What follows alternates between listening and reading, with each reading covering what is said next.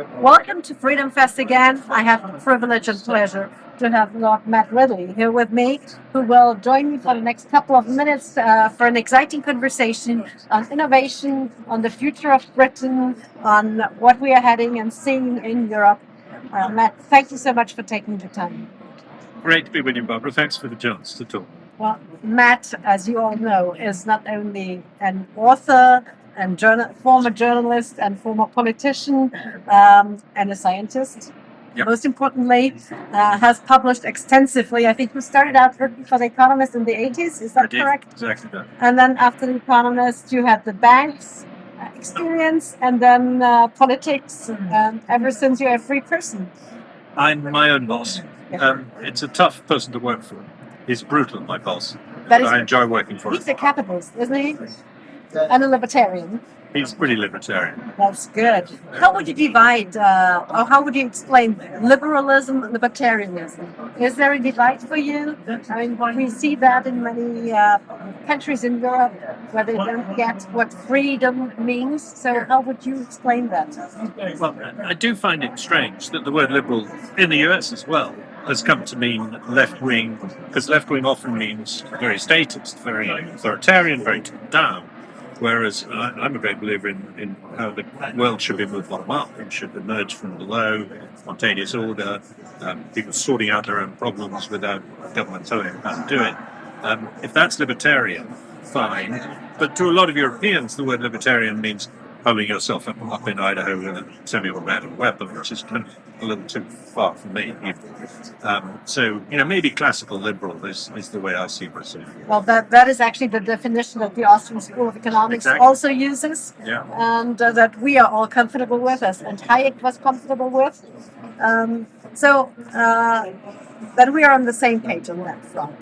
Yeah, it all goes back to Hayek and Adam Smith. That they saw that the world didn't have to be ordered from above by tyrants. It could be made quite peaceful and cooperative by the interaction of people through self-interest. And that, for me, is the most important lesson. You mentioned the term enlightened self-interest. Could you please elaborate a little bit for our audience on that?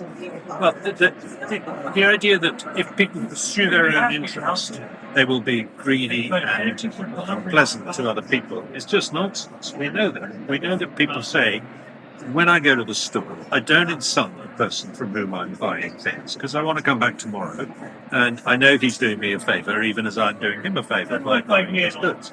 So actually, in a normal human society, people interacting are very careful to do favours to other people because it helps them do favours for themselves.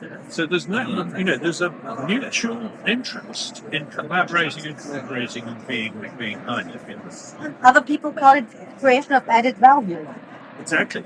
The gains from trade are the great insight of human society. That two people specialising in different things and getting good at it, and then swapping the products are way more effective at providing human needs than two people trying to be self-sufficient on their own and ignoring the other people.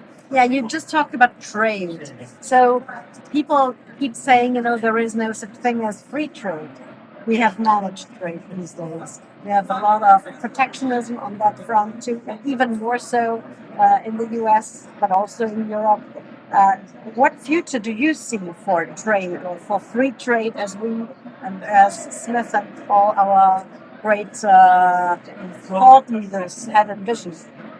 Well, we've tried free trade twice. Once starting in the middle of the 1800s, where people like Cobden managed to persuade the British government and the French government and a number of other governments that actually you're better off dismantling your own tariffs. Because tariffs are like putting rocks in your own harbours. It's not a good idea. And it worked incredibly well. You've got this fantastic boom in trade. Yes, there were casualties along the way, but on the whole, it raised everybody's rates down. And then gradually, at the end of the 19th century, starting with Bismarck and then into the 20th century, you get the whole system starting to collapse, as I see it.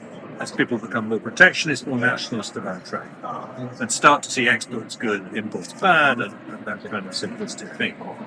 And then by the 1930s, you've got a sort of competitive race to protectionism. The US is pretty bad in this respect. And of course, in the end, that gives the Japanese militarists the upper hand within that regime, because they say, well, look, if we can't get rubber from Malaysia and we can't get oil from wherever, we better conquer it instead. And then you get the Second World War.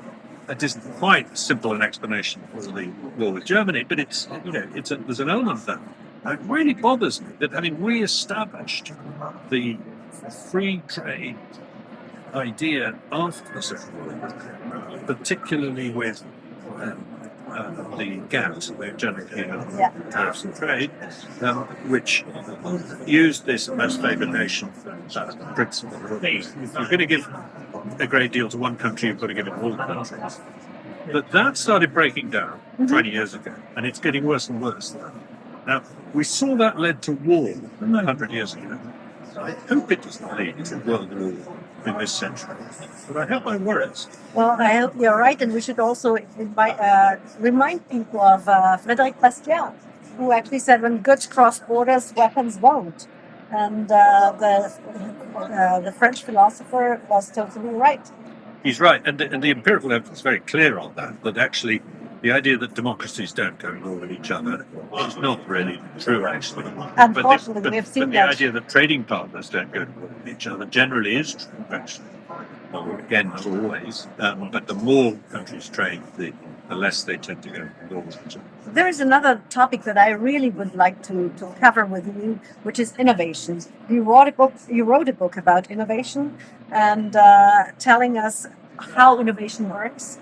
And we explained it in a very, on the one hand, very simple way, but on the other hand, extensively, what could be done. So for our audience, could you just simply wrap it up, and because of course we will put the information of the book into the podcast and with everything, and also show it. But for the audience, what makes a nation more, or what makes people more innovative than others, and why is innovation so important? We know, but we need to explain it. Well, the short answer is freedom. The theme that emerged from my research on this topic was that the secret source of innovation, the thing that makes it work, is the freedom of individuals to experiment, to fail, to start again, to change direction, to invest behind their ideas, etc., etc. But I began really from the starting point.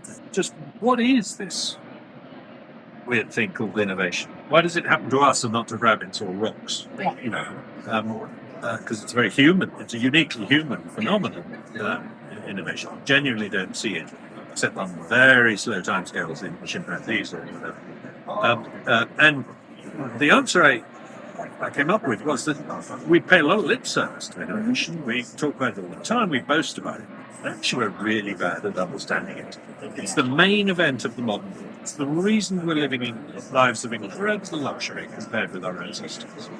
If we look at the growth rates. There's no other explanation for that than innovation. New ways of supplying each other's needs is what has come along. New ways of making technologies available, affordable, and reliable. So it ought to be very easy to understand. But if you ask policymakers, how do you switch innovation on and off? They have these pretty primitive and flawed ideas. And actually, nobody really has cracked this. You can talk about industrial strategies, investing in certain technologies, and all this kind of thing. And in particular, remember, that's very much back in fashion. Pick winners on your back with a lot of money from the government. And I think that misreads the story of innovation badly. Because innovators are those who experiment, who take their own risk, and who might fail. And I mean, if we look at the startups, I mean, how many of those fail and just go bust and strand? Actually, failure is a really key ingredient to innovation. And lots of people pointed this out. Edison made this point again and again. He said, I haven't failed, I've just found 10,000 ways that don't work. and Jeff Bezos, who's a great innovator. Like Edison, he's not an inventor, but he's an innovator. Both of them are good at making new technologies affordable, available, and reliable. Edison tried 5,000 different types of plant material before he settled on one kind of bamboo for the filament of his first light bulb. Now, if he had done what the European Union makes you do with genetically modified crops, i.e. go through a major exhaustive risk assessment for each experiment that he did with those 5,000. He would never have done it. He could never have done it. Yeah. And we have the same problem with nuclear power, that every redesign, every adjustment to the design of a nuclear reactor has to be reassessed in a very, very bureaucratic and time-consuming way. That's what kills innovation, is not being allowed to experiment and to fail. Now, you can say you don't want nuclear power stations failing, do you? Exactly. But there are failures that don't have safety implications that you can tolerate in technologies that make it. And we're not even allowing those to that without failure. Jeff Bezos put it very well. He said, if you're not swinging and missing, you're never going to hit. Exactly. You don't take the risk. So what would be your advice for young people, young eager Europeans, to get us out of the drain that we are definitely in right now? Because Europe eventually, unfortunately, is losing out in all the indices, whether it's competitiveness, whether it's economic freedom, whether it's innovation, whether it's patents, whether it's property rights indices, etc. So what advice would you provide to the next generation? It's an extraordinary fact when you think about it, that Europe has produced no Amazon, no Apple, no Google, no Microsoft, no digital giant at all. China is. But You've got we're actually Alibaba prohibiting anything. and that's, as you say, because all that we do again and again in Europe is say we're the best at regulating, not we're the best at innovating. We're the best at regulating. GDPR, which is a complete waste. That stifles innovation. And it also... Sorry to interrupt, it sounds like GDPR. but it also actually it stifles innovation, and it also creates a barrier to entry. So it makes it easier for big companies, that kind of regulation. That's all. So that and what we've done to biotechnology in Europe, what we've done to a number of other things, means that we simply haven't had this flowering of free new ideas bubbling up from below that you've had in the US and to some extent in China, although China's now starting to be. That's another question. So what should Europeans do to get around that? Well, I think what they've got to do is start shopping around for different jurisdictions that have different approaches. That's what Americans do. They moved to California because there's good tax regime. Now they're moving to Texas for the same reason, or something like that. And the federal nature of America has been critical to its innovation, in my view. It's like a bunch of city-states. It's a bit like Renaissance Italy. A lot of experiment going on. It's getting less good at that. It's much more federally centralized now than it used to be. So Europe needs to approach that. The European Union is fundamentally about harmonization, about making sure there are no differences. Exactly. Centrally planning. Italy and Britain, between Spain and Poland, between Sweden and the Netherlands or whatever. And that, making sure the rules are exactly the same everywhere, that's not the way to go. And of course, that's the main reason, at least for me, why Brexit, was to try and do things differently. What we didn't reckon was that our bureaucracy in the UK would say, we don't want to do that. We're not going to repeal any laws. We're going to shadow the European rules. And if they bring in a new one, so I don't know if you've noticed, but Europe has innovated in the last few weeks. It's a really pathetic innovation, and it's driven by government. It's called the tethered bottle cap. Oh, It's a new measurement of freedom. Yeah, when you undo the top of an orange juice or a water bottle, it doesn't come off. It stays there. It gets in the way when you try and drink. Now that's to try and stop litter, okay? And it's an innovation in a sense. But everybody's the same. And we've got it in the UK too, even though we're not in the European Union. So how does a European entrepreneur shop around to find a more congenial regime? It isn't easy, as I say, because they're all so very different. There are little chinks of difference, you know. So Estonia's very good at digital stuff, you know, and the UK will diverge a little bit on certain things. You know, there's always Iceland and Norway, which are not in the European Union, Switzerland, and so on. So for me, you know, we know that the secret of Europe's growth from the sort of 1600s onwards was that it was politically fragmented.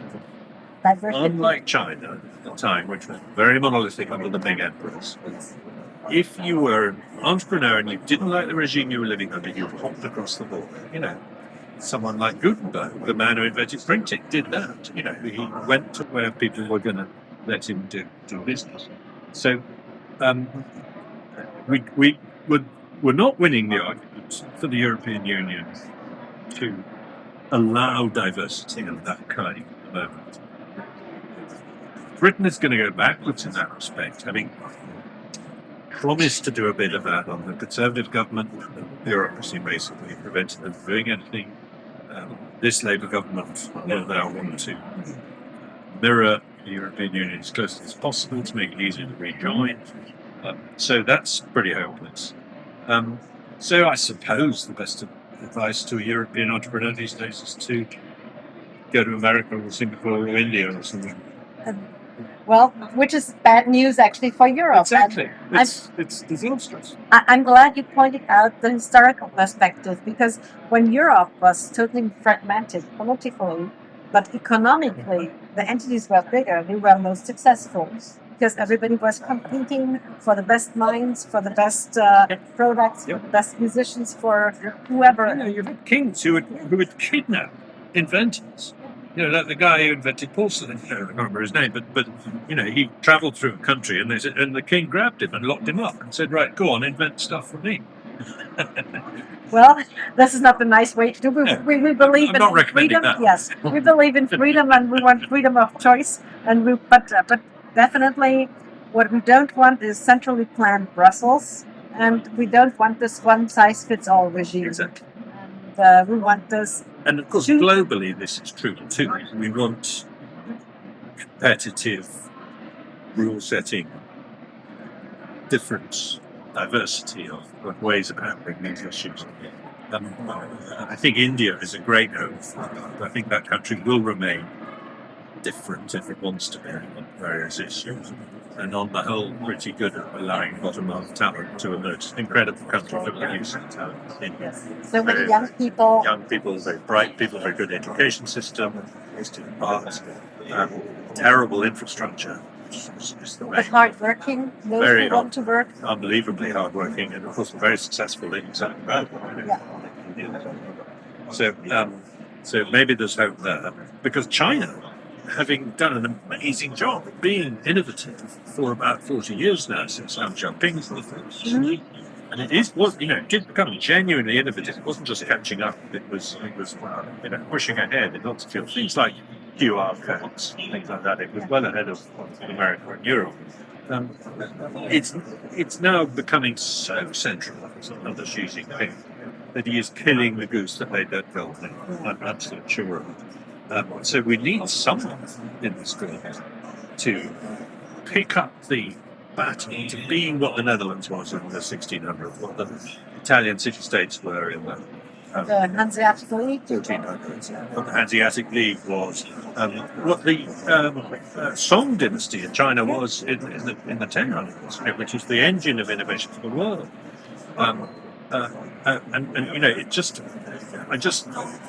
It might be America that picks up this baton again.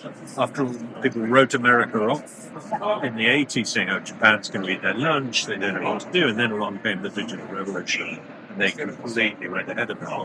And by the way, you can see a very good example of legislation that does actually stimulate innovation. In the 1990s, under Bill Clinton, And it's the e-commerce legislation. It goes through Congress, bipartisan support, and that says basically we're going to allow people to be as free as they like to do commerce on the internet. And no other country did that. And it gave America an enormous competitive advantage over the rest of the world. It allowed things like Amazon and eBay, it wasn't. It was sort of inevitable it would happen, but not as fast and as long as it did. So it is possible to pass deregulating, libertarian legislation that causes a burst of innovation. That is a spark of hope for everybody here. What is your recent book about? My most recent book is on a very different topic. That's why I'm asking. It's co-authored with a brilliant young scientist called Alina Chan at MIT and Harvard. And the topic is where that virus came from. We both began to investigate this. She is a scientist, me as a journalist. We then joined forces to write a book. And she's been writing some very, very important articles and papers on the topic. And I've been doing my own thing too. But we had an incredible collaboration as a writer and scientist without meeting, because the pandemic kept us there. Certainly that we didn't meet until we finished the book. But we started out annoyed that people were ruling out the possibility of a laboratory leak, but not convinced ourselves that it wasn't a laboratory leak. We were open-minded, but we didn't think there was any evidence to rule it out, and it did look a bit suspicious. By the time we'd finished the book, we thought it probably wasn't laboratory leak. Other information that has emerged since then has made both the natural sea market theory weaker and the laboratory leak theory stronger. So both of us would now say it very, very probably was a laboratory accident that led to that. And that's 28 million people dead and trillions of damage to the world economy. Exactly. If you look at the no accountability, well, not only no consequences, but no attempt to tighten up laboratory safety in the wake of us. That horrifies me. So it was an important book to write, but a bit different from what I've been writing about before. I know, but since your background was science, well, it's closer actually to my expertise. I am an evolution biologist originally, so you have to. I really enjoyed doing go back to the roots. Yeah. Let me just ask the last question: what future do you see for Britain these days? And you have been working in the finance industry for a very long time. And what we see on the continent, the Swiss are really being very happy that there will be many people leaving Great Britain or London and going to Switzerland and set up their whatever companies or homes or there in order to avoid the tax trap and the regulatory burden, the inheritance tax and many other things that are being set up there. What is it as bad as some people envision, or is there hope for Britain that they can kind of maneuver themselves out? Well, if you look at the economic performance of Britain over the last 10, 15 years, it's slightly better than most other European countries. Better than Germany, better than France, better than Italy. Well, this is not art to be better exactly. than those two. But that is a low bar. Yes. So it's not as if we've been disastrously worse than the European countries. And everybody who was against Brexit said it would be an economic catastrophe. The financial industry would leave for Paris, and the rest of industry would leave for Germany. Well, that hasn't happened. We do still have a perfectly functioning economy, and actually our trade with the rest of the world has increased to compensate for a slight fall in our trade with the European Union. So on the surface, we're doing okay, just not very good. We're stagnant, and that's not a good position to be in when particularly you've got a high immigration, so that means there's per capita stagnation and decline. People like me think that if we'd taken advantage of Brexit to become Singapore in terms, to repeal GDPR, just to give you one trivial example, it would have been, we could have had a fantastic, we could have been the country that led the world in technology and things, because we have the English language, we've got a global capital, we've got a fantastic financial industry, Great service industry, universities, great great universities, research. all of that. So I think we're missing an incredible opportunity in the UK. I see nothing from our current rulers, both political and bureaucratic, to suggest that they're going to grasp this opportunity. I think they're going to let it slip through their fingers. For me, the big mistake is to think that there is somehow growth in increasing the cost of energy. So our electricity prices in the UK for both industry and domestic consumers are either 4 or 5 times as high as in the US. And our gas prices like things. Now, energy is the master, it's the lifeblood of every industry, including the service industry. Yes. So it's crazy. And the reason for that is this ridiculous obsession with so-called renewables, unreliable society, which I think is a big mistake. There's nothing green about it. They do particularly reduce emissions anyway. They make your electricity unreliable, so you have to build more of it. So that makes it more expensive, etc., etc. So I'm really worried by the dash for so-called green growth. I think it's a contradiction in terms. If we had gone down the nuclear route and worked out how to make nuclear cheaper, because we didn't have to make it expensive, then maybe we would have an energy system that would deliver dividends. But we will gradually go down the nuclear route. We've been unbelievably slow and stupid about it, so I'm pretty pessimistic about the UK, and it's such a pity because it's got a lot going for it. It's a wonderful country in many ways. But I don't want to live anywhere else. It's where I was born and brought up and brought up my kids. So it's just very frustrating to see these opportunities for a great country slip through our fingers. Well, we were sad when Great Britain left the European Union because we needed the voice of reason in continental Europe. Well, you should have done a better job of leaning on the French and the Germans not to drive a hard bargain. Because all it took was to give David Cameron some decent concessions and we wouldn't have left.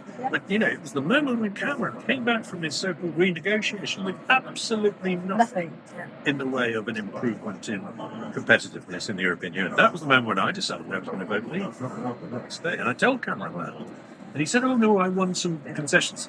Come on, they were nothing. Indeed, smile. As Lady Thatcher pointed it out in her Bruce speech already, when she was talking about what the European Union will do, and she was totally right, unfortunately.